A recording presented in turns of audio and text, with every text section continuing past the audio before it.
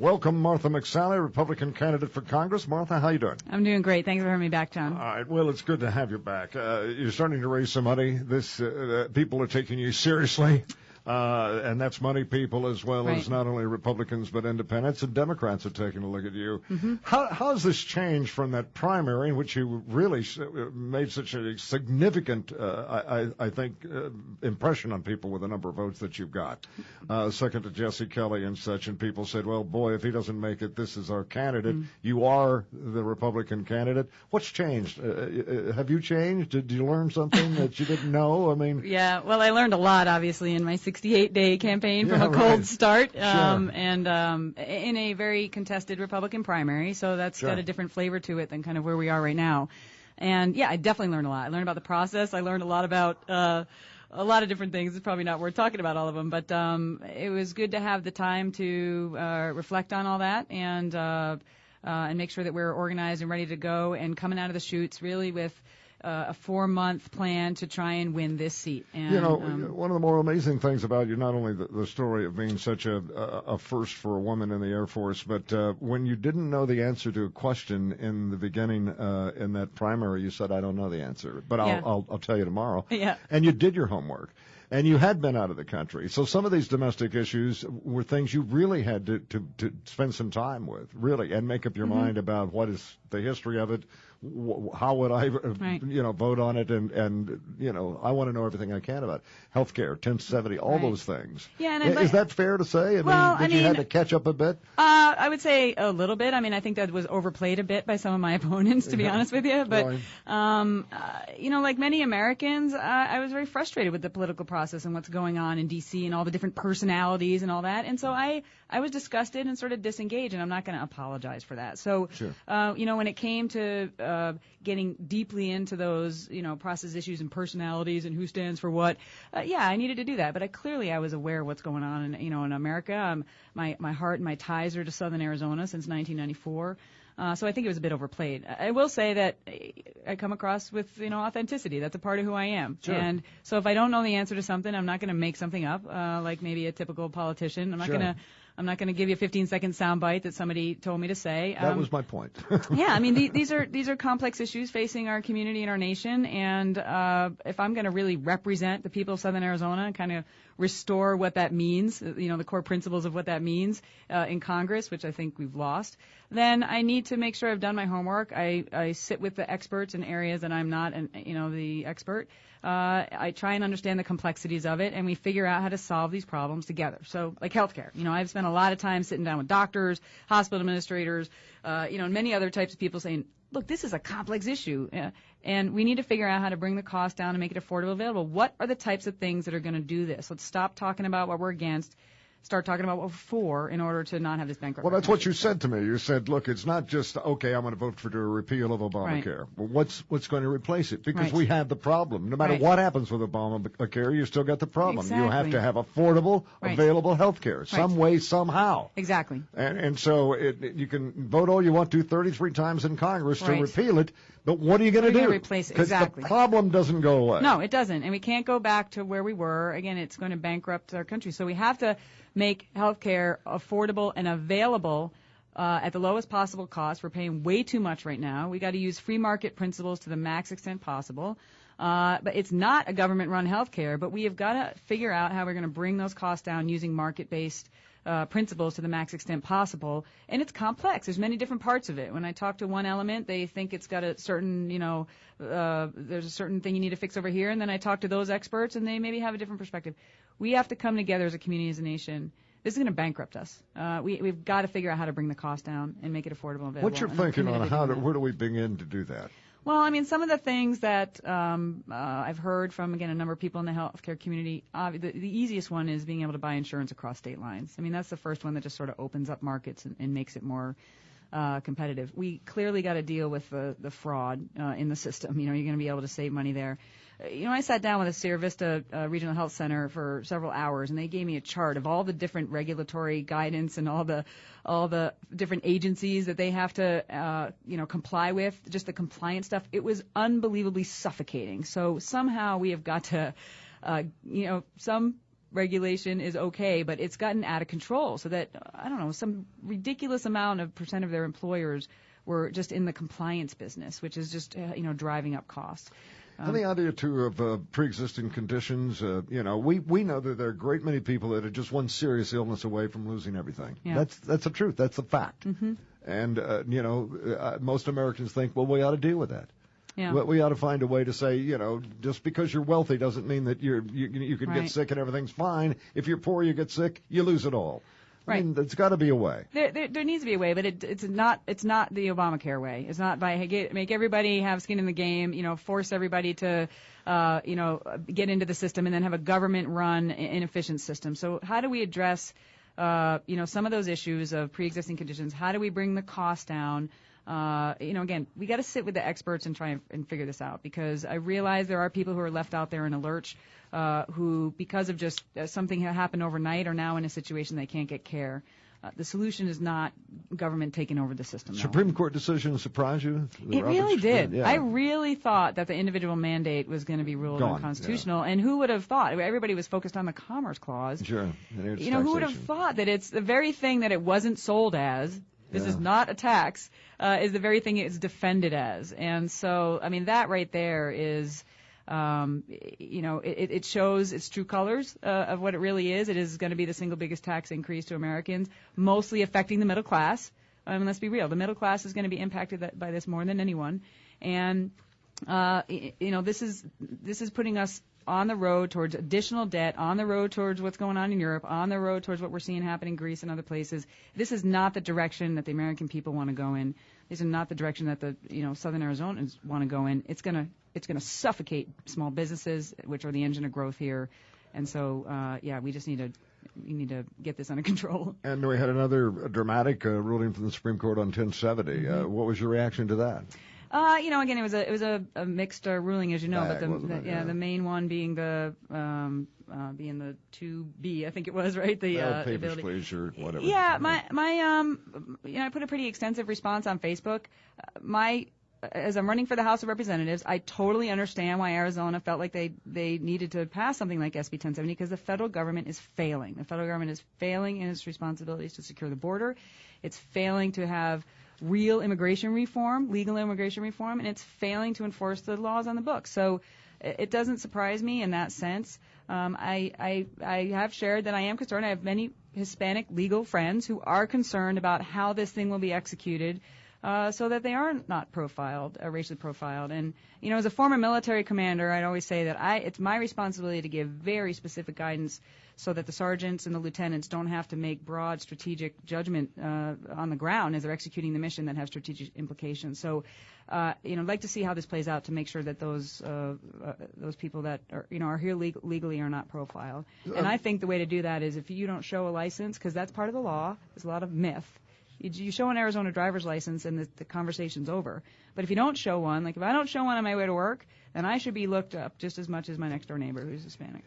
This is a good, probably place to put a little bit of a bio for people that don't know you. I can't imagine, because it's such a dramatic and compelling story. You're really a pioneer, first female fighter pilot to fly in combat, first command of a fighter squadron in combat in the United States history.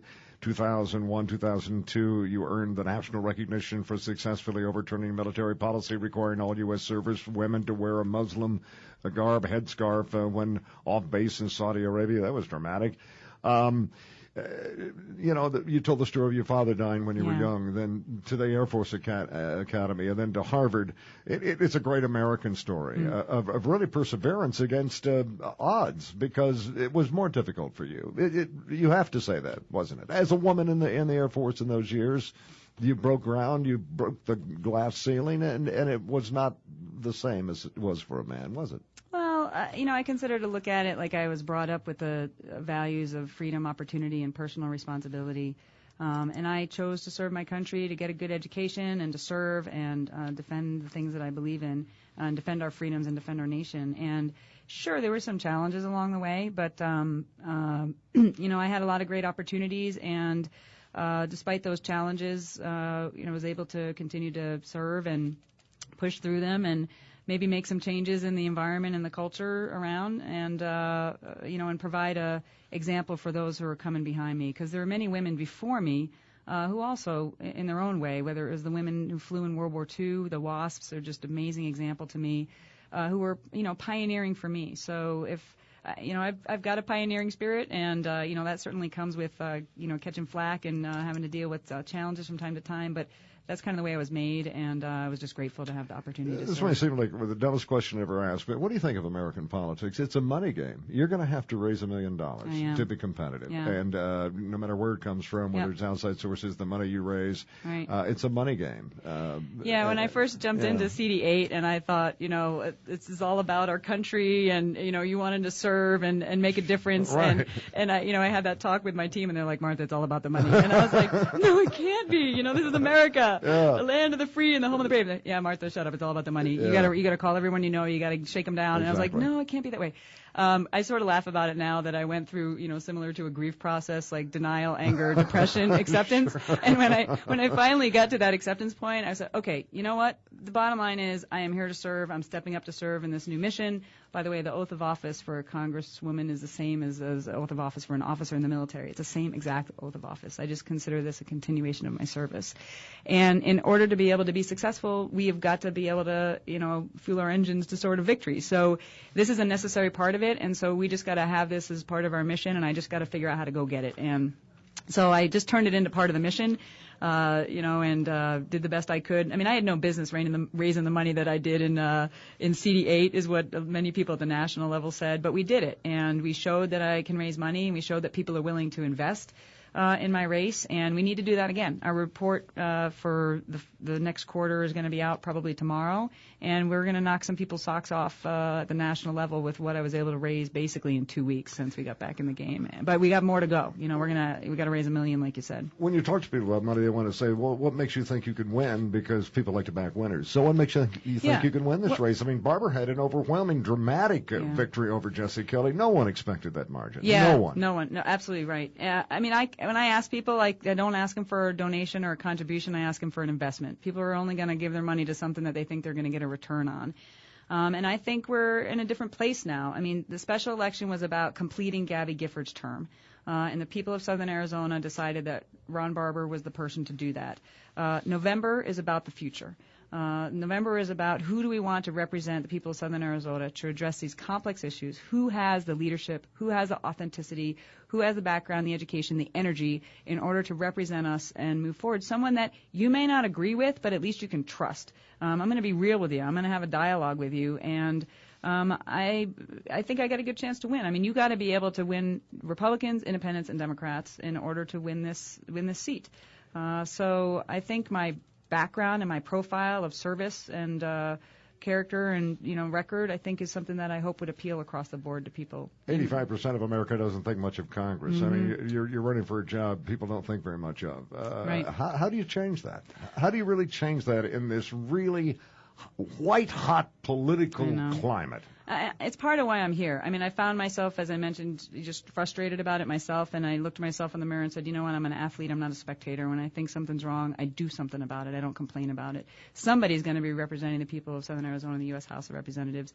I realize that the approval rating is so low. The best that I can do is try and restore the right principles and the values to what a representative is supposed to be in Congress, and do that, again, with my education, background, leadership, and authenticity, and be as effective as I can in that environment. I'm not going to overpromise. I'm not going to, I'm not telling people like, oh, I'm going to be able to single-handedly. I'm one of 435 of 1/2 of 1/3 of the government. But when I worked for Senator Kyle, I saw his example that he was effective because he knew the issues, he had credibility with his colleagues, he had character, they respected him, he knew how to get things done, and he was able to get things done in the things that were a priority to him and the priority to Arizonans. And I will follow that example and charge up the hill and do that for this team of my fellow Southern Arizonans. Your predecessors, if you're elected to Congress, did an amazing job, I think, of coming back to this congressional district on a regular basis. Colby was infamous for that. I mean, and it was one of the reasons he had such great success. No matter what happened, no matter whether he said he was gay or whatever, he still was reelected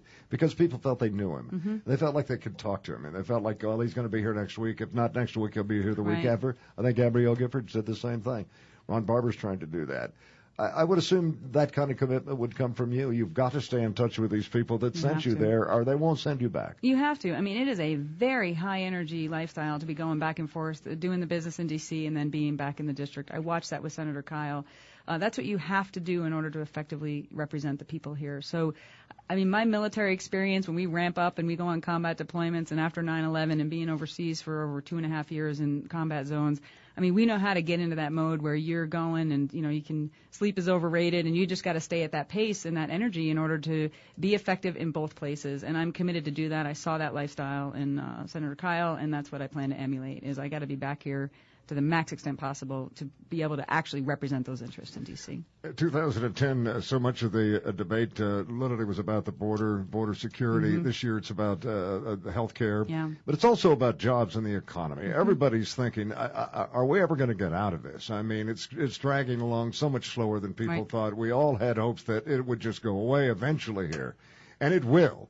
But it's taking its toll on people. People have much less income. They have a great deal more demand. They are living a lifestyle they didn't expect to live. And that's people that are working. They didn't take the vacation they thought they were going to take. Many can't afford to go to the University of Arizona. The tuition rate is so high, even if you borrow the money, you're going to $150,000 when it's all over said and done. So the way we thought it was going to be is not the way it is. And I think that brings a tremendous level of anxiety to the American people of saying, what happened here? And, you know, can we get back that optimism that it's going to get better? Because if you know about life, if you don't think it's going to get better, that's a horrible burden on you. I mean, exactly. I mean, we've had some failed policies for sure. We don't have the time to go into them all in the last few years. Republican and Democrat. But the single biggest issue right now, you called it anxiety. I would call it uncertainty. You know, at the personal level and at the business level, there's just so much uncertainty. So people are not taking actions to invest their capital, to spend their money, to hire new workers. And that uncertainty right now is coming to a head, obviously. The future of what's going to happen with the massive, healthcare onerous requirements, tax-ageddon or fiscal cliff or whatever you want to call it. You know, towards the end of the year, we've got massive tax increases and massive cuts that are going to be coming if we just go on autopilot. They're going to be deeply impacting businesses. So we have to take the uncertainty out of the economic situation so that we have confidence that we are going in the right direction, that we are going to be, continue to move forward in prosperity and freedom and personal responsibility without bankrupting ourselves as a country and being given people the opportunities that we used to have. And so this uncertainty has to get sucked out of the air, and that's coming from failed government policies. So anything we can do to bring certainty back into it so businesses can hire again, they invest capital, they bring their money home. The tax uncertainty, they're not bringing their money home. People are not spending their money. So all of this, I think, is one of the main issues that's stagnating our economy, and it's from the failed policies of the last several years. Dan, and in conclusion, and we'll talk many times before this race is over, just the basics of the campaign. You talked about people are going to be very surprised with the amount of money you raise. Yeah. It's also a ground game, too. You really have to go to people and say, I want you to help me. Right. And you have to look them in the eye and say, help me. Would you lick some stamps? Would you fill, exactly. Put something in an envelope? Would you walk to the neighbors next door? And that's really old-fashioned politics, but it's still one of the more effective ways, no matter how much money is thrown into the race, is to have people on the ground saying, I support Martha McSally. I'd like for you to consider her as well. And so how's that going? Well, we are definitely, this is a different election than the special election. We're not in a sprint. It's a little bit more of a marathon. So this last phase, we've had a lot of people like, where's Martha?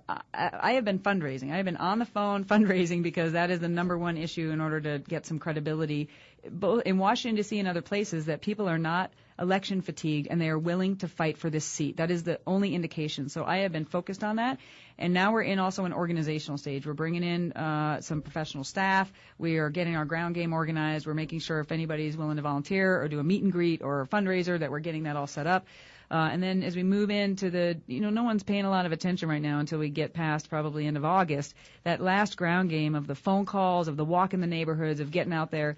everybody going to their networks. That's what's going to be what makes us successful. And me getting out to all the voters I didn't get to last time because I was focused on a Republican primary. All right, if people want to join your campaign, what do they do? They can get on our website, www.mcsallyforcongress.com.